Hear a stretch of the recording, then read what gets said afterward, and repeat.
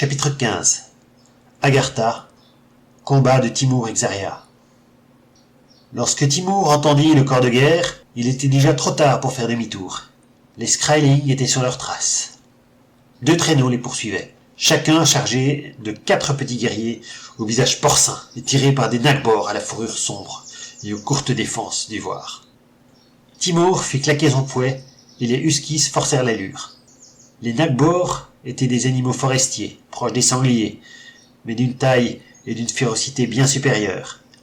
Les Skraeling les utilisaient comme monture et pour leurs attelages, parce qu'ils détestaient autant les chiens que les chevaux, et ces derniers le leur rendaient bien.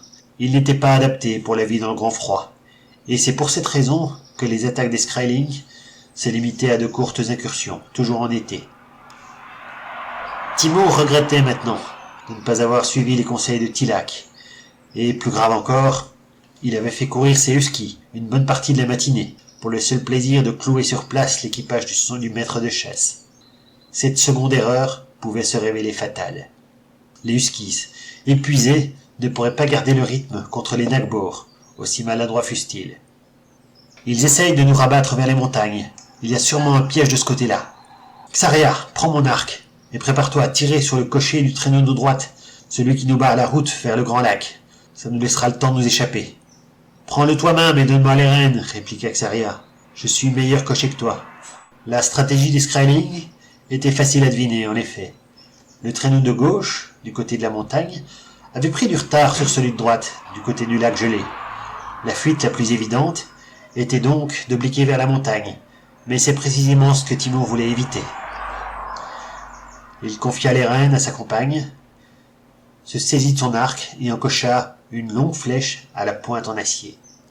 « Préviens-moi avant de tourner. »« Virage très serré, répondit-elle. Je compte jusqu'à 3.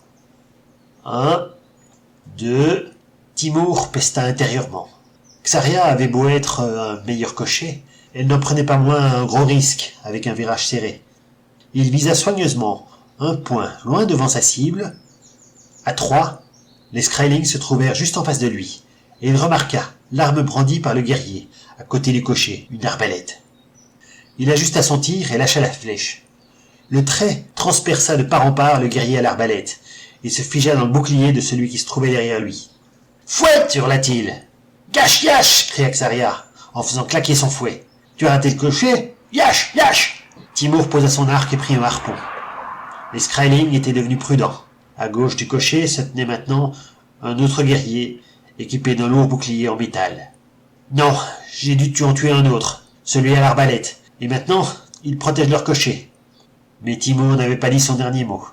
Il ajusta la monture de tête et lança son harpon. L'arme traversa l'épaule du premier nagbor, qui, fou de douleur, se roula sur lui-même pour essayer de se dégager de son entrave. « Édin !» s'exclama Xaria. « Bien visé, guerrier !»« Surveille ton attelage et évite le centre du lac. Je ne suis pas sûr que la glace va tenir. » Les géants pouvaient en effet se permettre de respirer. Le premier traîneau des Skraeling était bien hors course, et le second avait beaucoup de retard.